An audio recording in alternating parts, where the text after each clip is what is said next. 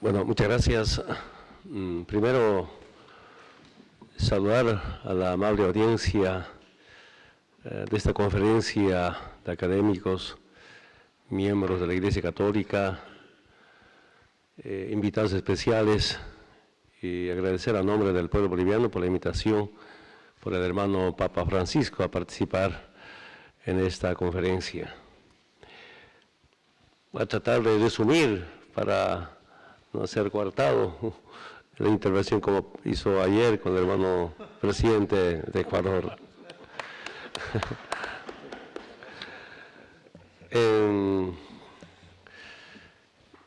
Puedo comentarles de mi experiencia de Bolivia. Quiero decirles, en Bolivia ganamos las elecciones bajo la denominada una revolución democrática cultural. Ganamos las elecciones para cambiar en lo político, económico, en lo social y en lo cultural. Y quiero decirles, para cambiar Bolivia nos hemos propuesto 3 temas importantes. En lo político, la refundación de Bolivia; en lo económico, la nacionalización; y en lo social, la redistribución de la riqueza.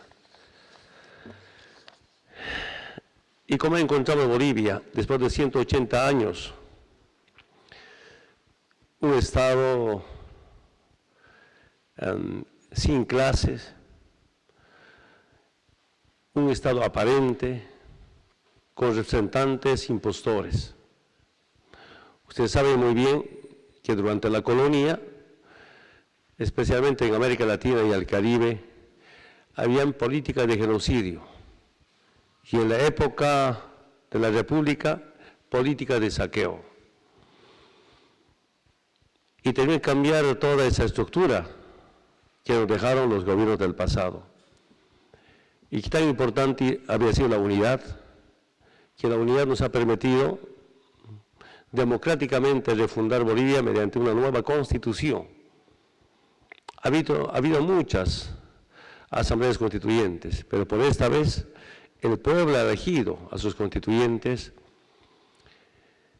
y esa asamblea constituyente ha propuesto un proyecto de constitución y este proyecto de constitución sometido al voto del pueblo boliviano. Antes, las asambleas constituyentes solo se realizaban con parlamentarios o partidos que tenían representación en el Congreso, en el Parlamento, no con el pueblo. A partir de la refundación de Bolivia, ahora todos tenemos los derechos, los mismos derechos, los mismos deberes. No hay diferencia, lo más importante en lo político. Pero quiero comentarles, hermanos, invitados a esta conferencia, hermanas, lo más importante, no solamente había sido importante liberarnos políticamente, sino también económicamente. Ustedes saben muy bien, allí en Bolivia, quien mandaba políticamente, quien decidía, era la Embajada de Estados Unidos.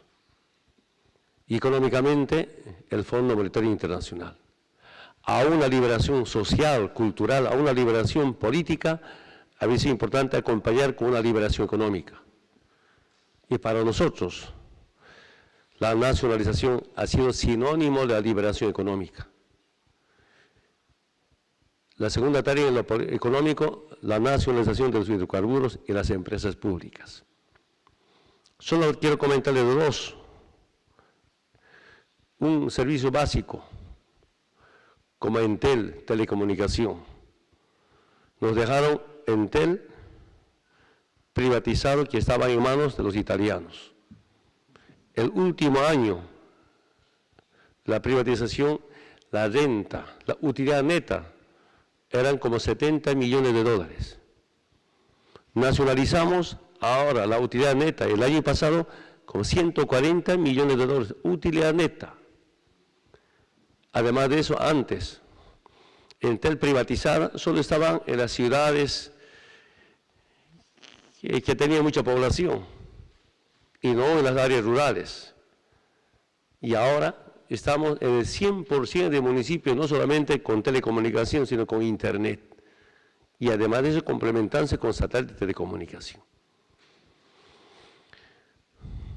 Cuando nacionalizamos Entel, los italianos, ¿qué nos han pedido? Nos han pedido que debemos pagar por la nacionalización $1.000 millones por los perjuicios que causaría la nacionalización de Entel. Solo quiero decirles, negociamos, reconocemos. Sería amplio comentarles, seguro que no me alcanzaría tiempo. Pero negociando, bajo estudios, solo pagamos $100 millones a la empresa. Reconocemos una pequeña inversión. Pero si revisamos los datos, imagínense, con un año de utilidad hemos pagado, ¿no?, lo que merecía, ya no $1.000 millones. Lo más importante para nosotros ha sido la nacionalización de los hidrocarburos, gas, el petróleo. Solo les comento, hermanos, ¿no? En 20 años de neoliberalismo, la renta petrolera era $4.500 millones. El año más importante, 2014, antes de que se rebaje el precio del petróleo, un solo año, $5.500 millones de renta petrolera, un año. Lo que recaudaron en 20 años, 4.500, nosotros recaudamos en un solo año $5.500 millones. En 2005, antes de que sea presidente, ¿cuánto era la renta petrolera? $300 millones. Gracias a la lucha del pueblo, con bloqueos, con marchas, hicimos modificar la ley de hidrocarburos. Estaba empezando IDH. Gracias a la lucha del pueblo, con eso eran como $600 millones de renta petrolera 2005. Pero sin modificación, $300 millones. El año pasado, pese a la rebaja del precio del petróleo, $4.000 millones de renta petrolera. En 20 años, 4.500, en 10 años, 31.000, casi $32.000 millones de renta petrolera. Quiero decirles, estas políticas cambiamos, ha sido importante para cambiar la situación económica del país. ¿Qué hicimos? Al margen de esta recuperación de nuestras empresas, puedo hablar de otras empresas, electricidad, tema agua, bueno, sería largo comentarles. Pero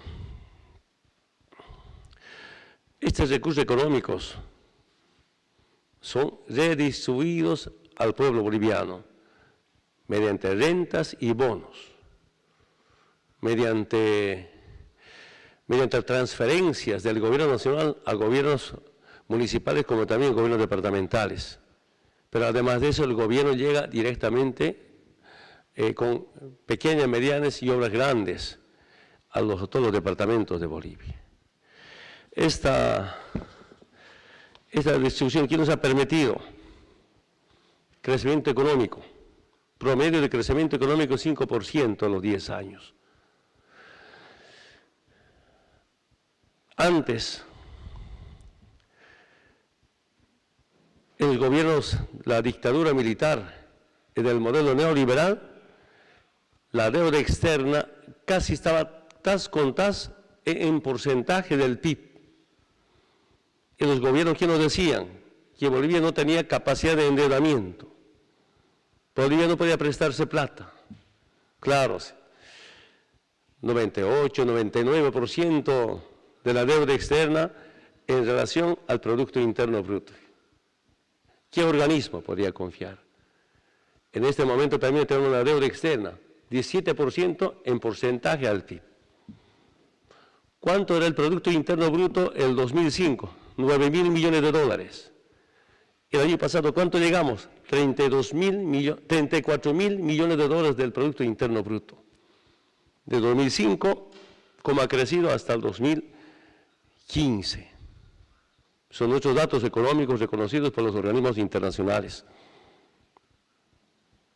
Yo solo me pregunto, si en 20 años la renta del modelo neoliberal, la renta petrolera eran $4.500 millones, en 10 años 31.000, casi $32.000 millones, ¿cuánta plata hemos perdido en 20 años de modelo neoliberal? Yo no conocí aquí el amigo Sach. Por la prensa me informo que él ha diseñado el 21060, el modelo neoliberal en 1985-86 para aplicar en Bolivia, bajo el llamado ajuste estructural. Primero lo estoy conociendo, pero se comenta en la prensa que él ha ido a diseñar este modelo. Si fuera así, ¿cuánta plata nos deben? De verdad, hemos perdido mucha plata. Además de eso, quiero decirles, una política social es importante, que los servicios básicos es un derecho humano y no puede ser de negocio privado. Tarifa de agua potable, de luz, de agua, no han subido desde el momento que hemos llegado. Si seguían en manos privadas, ¿cuánto hubiera estado ya? Solo a veces me pregunto, si no hubiéramos nacionalizado, ¿cómo hubiera estado Bolivia en la parte económica? Claro, frente a las demandas sociales no había estabilidad social, no había estabilidad política, por tanto no había ninguna planificación para un crecimiento o para, por lo menos, estabilidad económica. La estabilidad social debe ser tan importante para garantizar la estabilidad política y el desarrollo o finalmente cambiar la situación económica del país. Quiero decirles, hermanas y hermanos,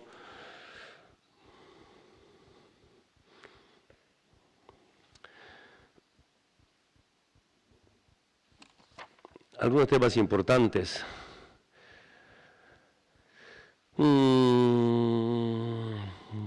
Datos, hay diferencia.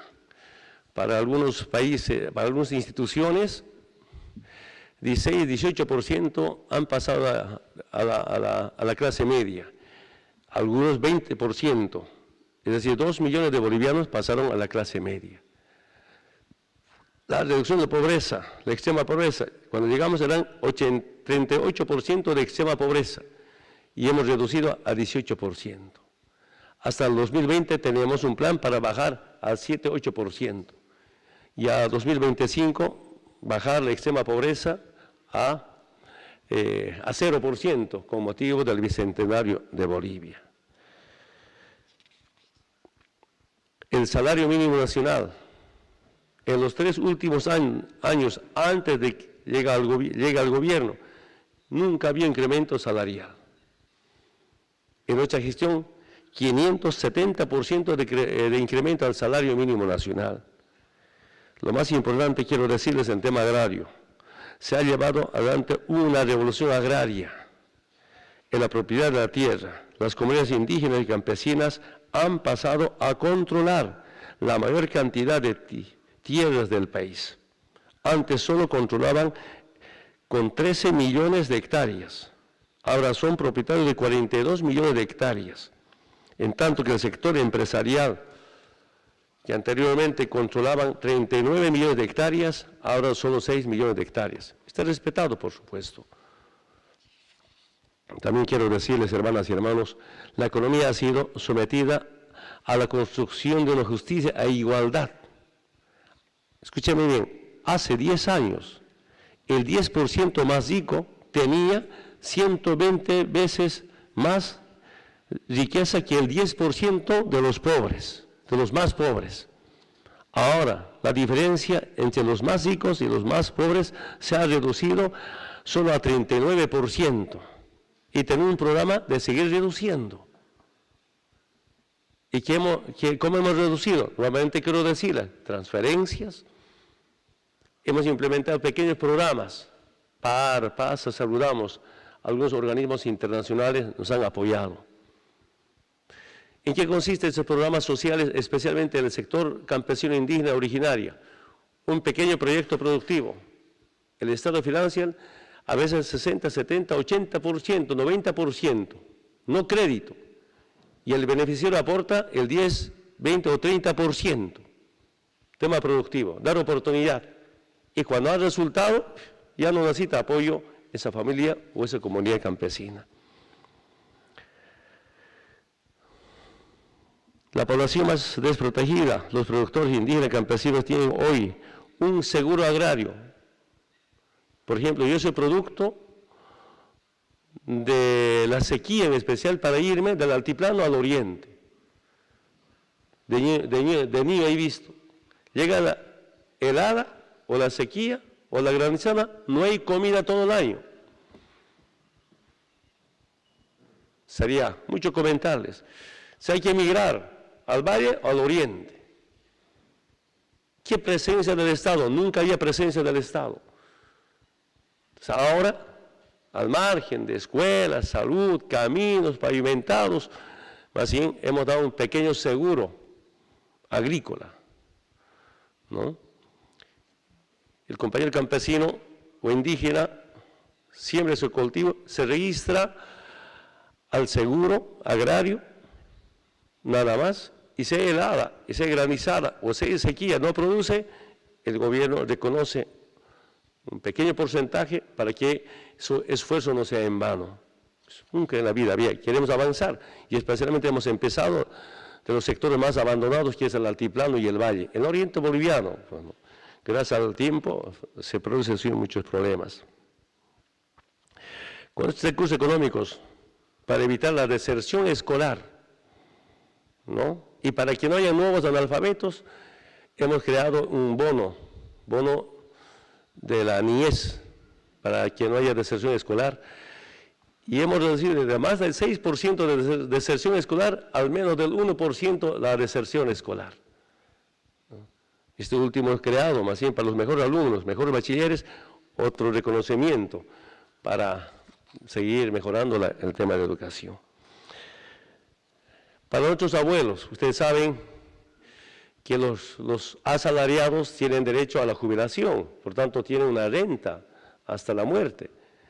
Pero en Bolivia, por lo menos un 70% no son asalariados, son trabajadores de cuenta propia, son transportistas, son hermanas de las tiendas que venden desde las 5 de la mañana hasta las 11 de la noche, pero nunca se jubilan. Son las comederas de los mercados, ni qué decir el movimiento campesino indígena originario. ¿Quién se va a jubilar? Y hemos creado una renta dignidad para esas familias. Quisiera que algún padre de ustedes me acompañe en alguna visita al campo. La gente del campo, hermanos del campo, a veces se arrodillan, a veces nos besan feliz. No es mucha plata, 250 bolívares al mes, pero con eso vive feliz. Y hay algo, no es una solución, pero un respiro, ya no está abandonado. Todo gracias a la nacionalización. Así podemos comentar muchas políticas sociales, hermanas y hermanos. Nuevamente quiero decirles que tan importante ha sido para nosotros la nacionalización de nuestros recursos naturales, de nuestras empresas públicas. El gran desafío que tenemos ahora es la industrialización. Estamos empezando con la industrialización. Solo ejemplo. Se exportaba gas, pero se importaba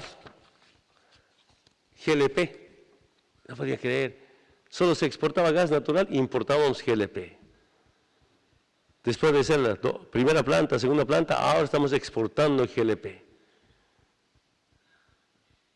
Hemos instalado una planta de GNL y por primera vez nuestra empresa, la empresa boliviana YPFB, va a prestar servicio a Paraguay, el Perú, instalando y exportando GNL. Seguramente muchos estudiosos de acá han debido escuchar, hemos decidido ser el centro energético de Sudamérica. Ustedes saben, Brasil con tanta población, Argentina tiene problemas energéticos, hasta Chile. Y tal vez nosotros, porque tenemos una poca población de 10 millones de habitantes, y con semejante geografía, fácilmente podemos instalar plantas hidroeléctricas, la geotérmica, la termoeléctrica, energía limpia, gracias a la cooperación de algunos países de Europa, ya hemos empezado con energía solar y energía eólica. Estamos con grandes inversiones, miles de millones de dólares, especialmente en las plantas hidroeléctricas, en la termoeléctrica, para compartir lo poco que tenemos con los países vecinos que tienen problemas energéticos. Y Bolivia va a exportar energía. Hemos empezado a instalar una planta de urea del gas, hasta ahora siempre se importaba fertilizantes. La producción de esta planta, que nos cuesta más de 800 millones de dólares, con nuestra plata. Samsung, una empresa grande, más grande, una de las empresas más grandes del mundo, está prestando servicio. No son dueños, no son socios, está prestando servicio. Así como hay muchas empresas grandes del mundo, están prestando servicio. Termina, y con los datos que tenemos, el 20% de la producción de la urea va a ser para el mercado interno, 80% para exportar. Estamos ya empezando a exportar estos productos de la industrialización. Y tenemos muchos planes de seguir mejorando. Ahora estamos empezando con una empresa china, industrializar el hierro en Bolivia. No solamente para cubrir la demanda interna, sino también para exportar a los países vecinos, hierro industrializado. Teníamos materia prima, se iba de Bolivia y volvían procesado, nosotros comprando. ¿Y cuánta plata perdíamos? Ahora se va a terminar eso. Solo quiero decirles, con esta experiencia vivida, estamos cansados de la doble moral del imperio. Hablan de democracia, sin embargo solo gobiernan a los ricos. Ayer la intervención de Sanders me ha impresionado. En los países del sistema capitalista, ¿cómo estamos en el tiempo, por favor? No quiero pecar. Ancora 6 minutos. 6 minutos, sí. En los países del sistema capitalista financian las candidaturas banqueros, empresarios. No importa quién gane. Y el presidente electo, gobierno electo, no gobierna, sino gobiernan los banqueros, las transnacionales. Ustedes saben muy bien. ¿Para qué sirve la democracia? ¿De qué democracia nos pueden hablar el sistema capitalista?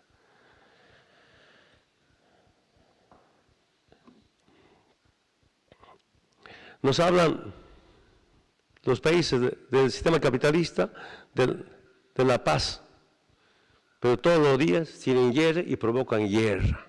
Qué doble discurso. Hablan de los derechos humanos y no paran de destruir pueblos enteros.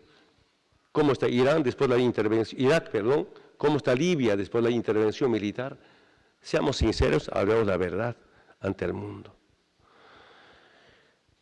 El capitalismo es insostenible, como lo es el sistema mafioso, ahora los paraísos fiscales. Si quieren moral, podrían hablar de un sistema capitalista. Solo para terminar, yo quiero decirles que en otros países de América Latina, los recursos naturales nunca podían estar en manos del sector privado. Es nuestra experiencia. Los servicios básicos no pueden ser de negocio privado, sino de servicio público. Además de eso, quiero decirles, estamos en Vaticano, la Santa Sede. Para mí, el primer socialista del mundo ha sido Jesucristo. Y como padre de la Iglesia Católica, no pueden estar con el capitalismo inhumano, sino tenemos que estar con el socialismo comunitario. No podemos estar con la derecha del imperio, sino tenemos que estar con la izquierda de los pueblos. Esa es nuestra experiencia. Después de liberarnos políticamente de la dominación imperial y de su modelo neoliberal, que estuvieron sometidos al Fondo Monetario Internacional, ahora hemos cambiado Bolivia. Y va a seguir viendo este cambio. Es el gran deseo que tenemos. Yo soy católico, mi madre me enseñó a ser católico, y a veces escuchar algunos mensajes de algunos padres de arriba, entonces, ¿qué socialismo? Yo siento, como dice el hermano Papa Francisco, hay que estar con los humildes, con los pobres. Y estar con los humildes y pobres es ser antiimperialista y anticapitalista. Esa es nuestra experiencia, mi experiencia. Muchas gracias.